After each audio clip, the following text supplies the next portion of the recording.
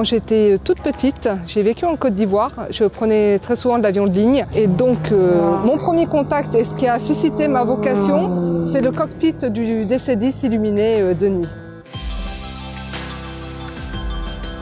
Je pilote depuis 1995, donc ça fait 24 ans.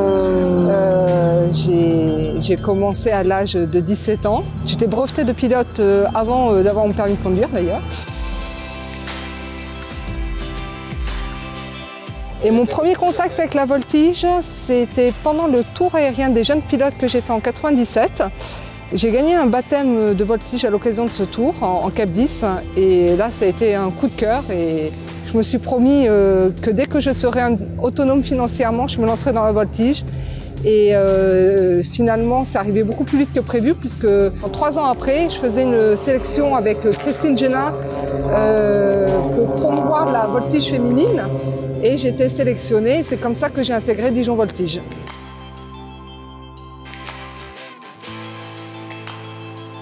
Le temps que je consacre à la voltige, c'est beaucoup.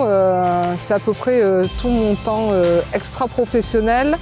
Et on va dire en dehors du temps que je dois consacrer évidemment à la maison parce que j'ai 2 enfants, hein, donc qu'il faut que j'élève. Mais quand ma fille est à l'école et que j'ai déposé mon petit chez la nounou, et ben, je file au terrain et je m'entraîne. Je prends finalement très peu de vacances, des vraies vacances pour se reposer et pour le pur loisir, ça sera en hiver.